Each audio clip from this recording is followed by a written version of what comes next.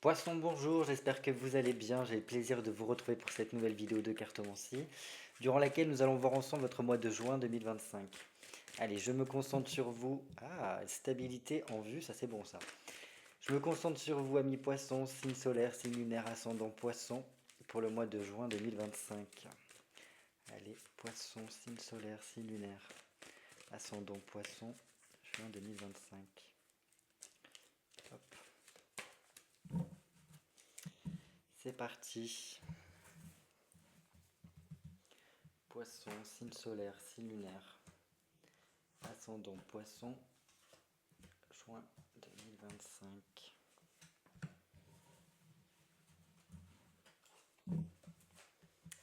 Allez, on commence tout de suite par votre mois de façon générale, l'énergie dans laquelle vous évoluez. Ok, roi de bâton. Donc là, quand même, avec le droit de bâton, il y a quand même une énergie, une impulsion qui est là, qui est présente pour vous, parce que voilà, le roi de bâton représente quand même le feu, et on voit que il y a quelque chose qui est éclairé, qui permet en tout cas de pouvoir garder l'esprit, oui, l'esprit clair, l'esprit le plus tranquille possible pour pouvoir prendre les bonnes décisions ici pendant ce mois de juin. Euh, Ce qui est bien avec le roi de bâton, c'est que c'est quand même un des personnages de cour qui est vraiment très entreprenant. Il a euh, voilà, ce truc qui fait qu'il a une énergie de prospérité qui lui permet de pouvoir répandre un petit peu son emprise et même je dirais même plutôt son entreprise ici, son business, son objectif. Donc ça c'est bien. Ça montre en tout cas que ça va vous permettre ici de pouvoir garder d'une part les pieds sur terre, de faire un calme à l'intérieur de soi et pouvoir passer à l'action beaucoup plus facilement, surtout s'il y a des histoires de tout ce qui est de l'ordre de l'administration, du juridique, voilà, s'il y a ces événements-là qui se profilent pour vous, ça devrait très bien se passer parce qu'en tout cas, il y a l'énergie qui vous permet de sortir d'une certaine forme d'emprise, d'une certaine forme de dévalorisation, où, voilà, où on ne peut pas avoir aussi le plein potentiel au niveau de notre situation ici. Donc là, voilà, on voit que ça vous permet d'apporter beaucoup plus de souplesse, cette énergie-là, pour voir l'avenir d'une façon complètement différente. On verra après par rapport à cette carte-là, parce qu'on voit quand même que ce roi la regarde fermement.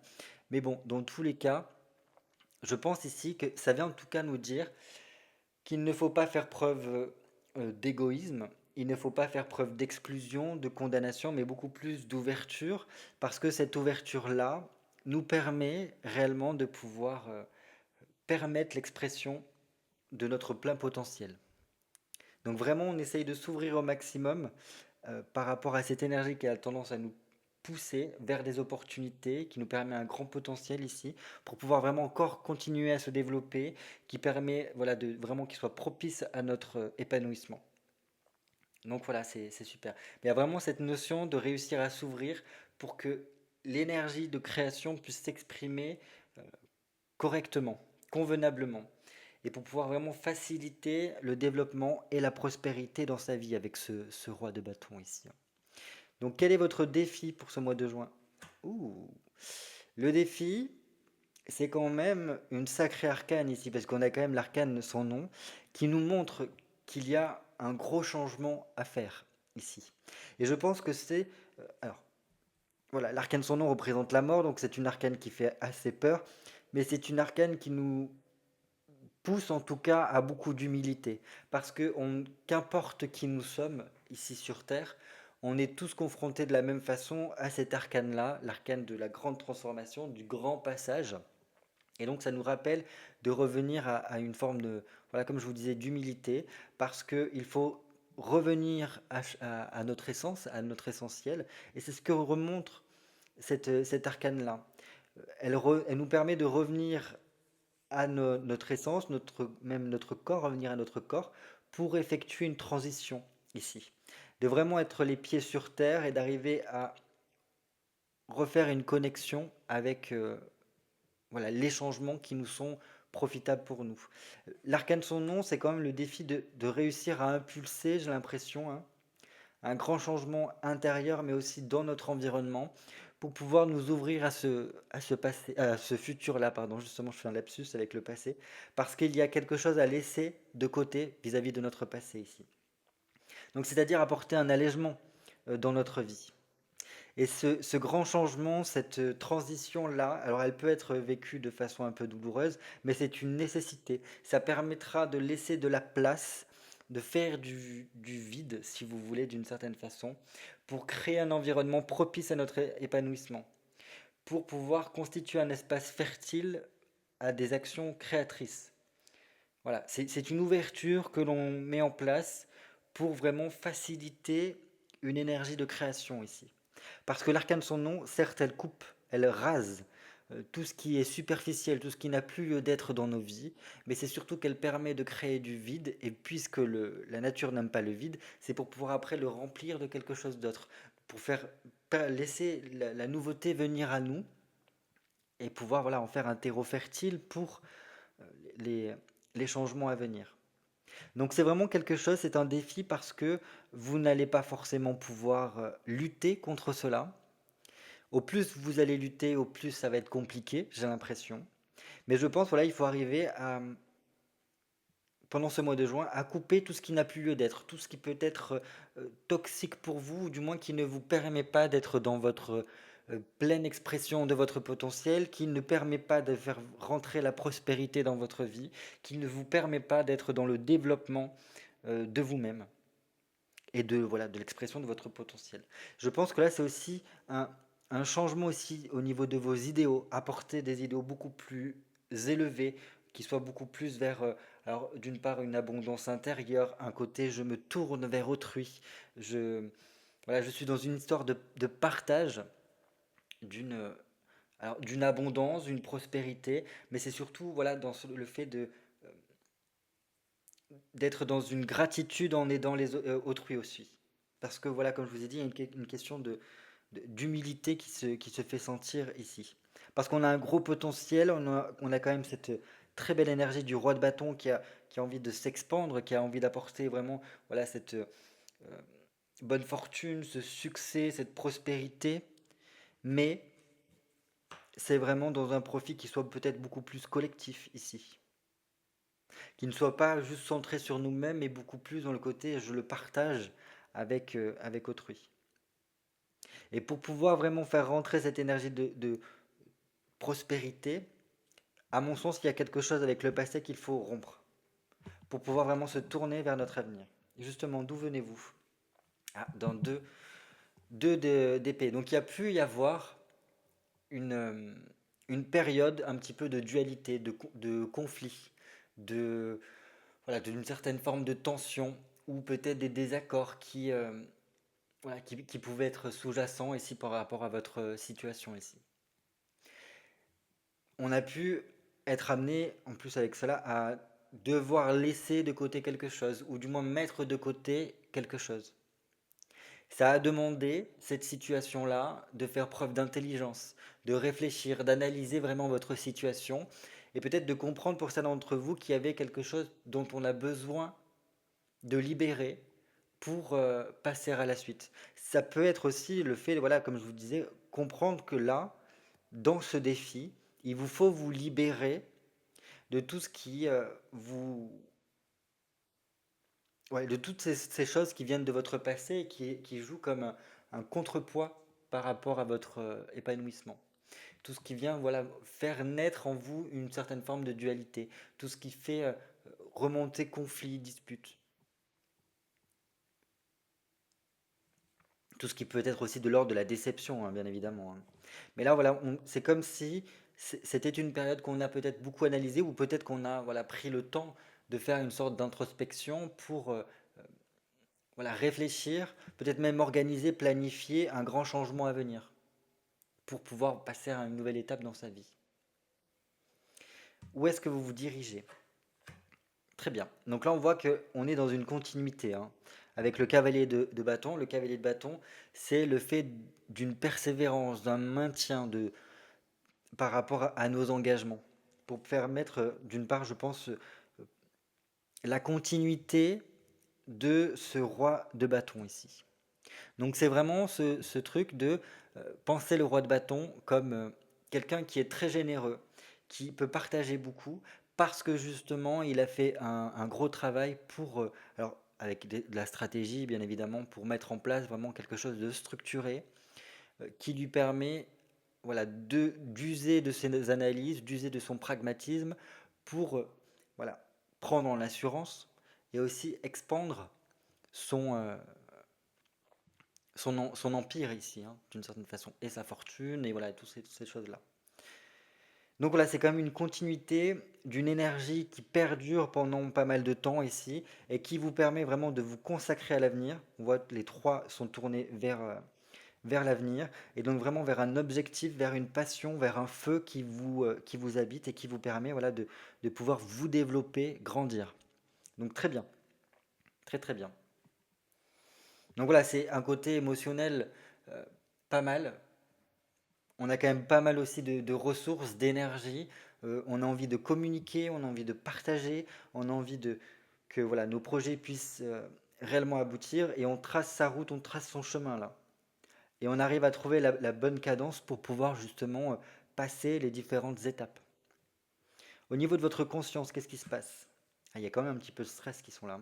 Donc ce grand changement qui vient vers vous, ou du moins qui vous est appelé à être fait, ce gros tri également qui qui peut voir le jour, ça peut avoir tendance à un peu à vous stresser ici.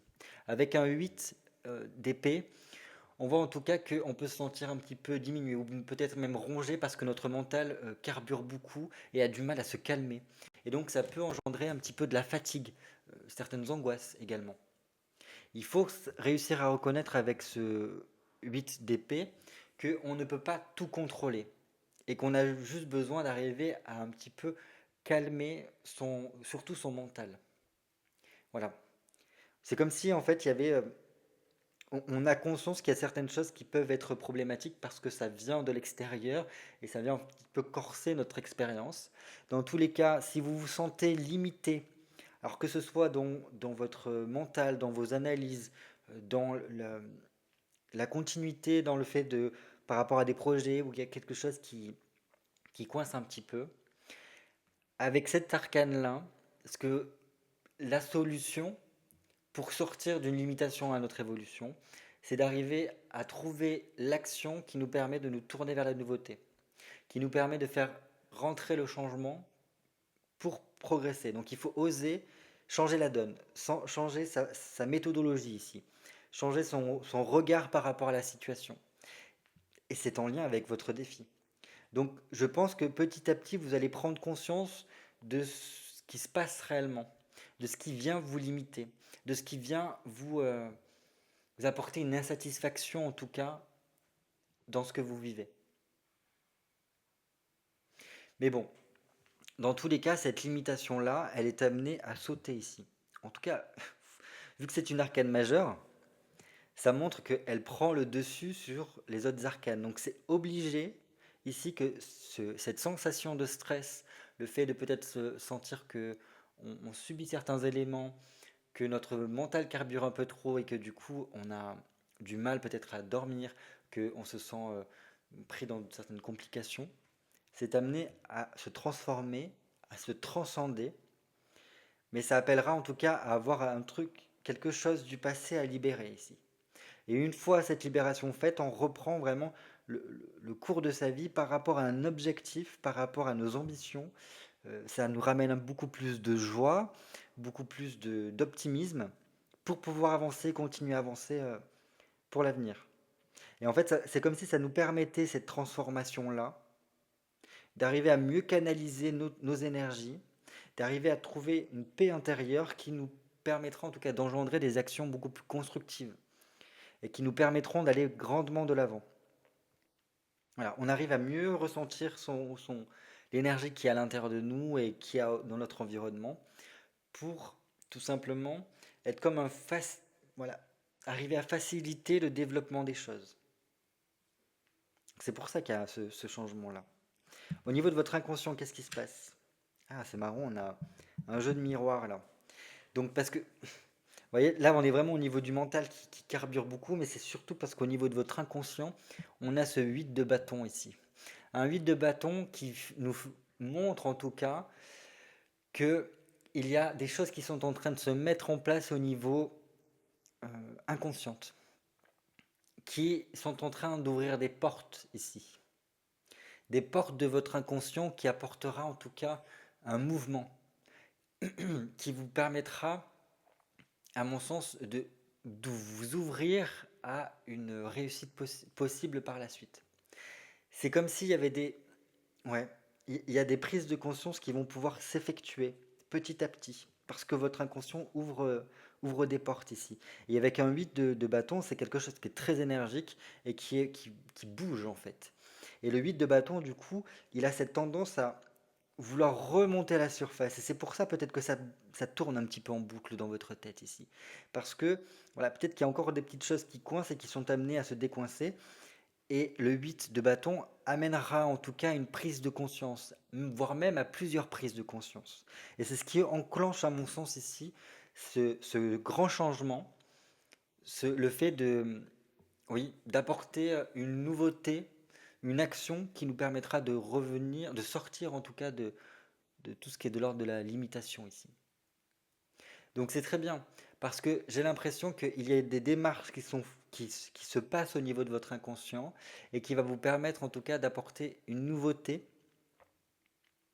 de même de faire en sorte que les choses puissent fonctionner de mieux en mieux à l'intérieur de vous, au niveau de vos énergies, pour que voilà, ça vienne de l'intérieur et ça s'ouvre vers l'extérieur. C'est ça le truc qui se passe ici.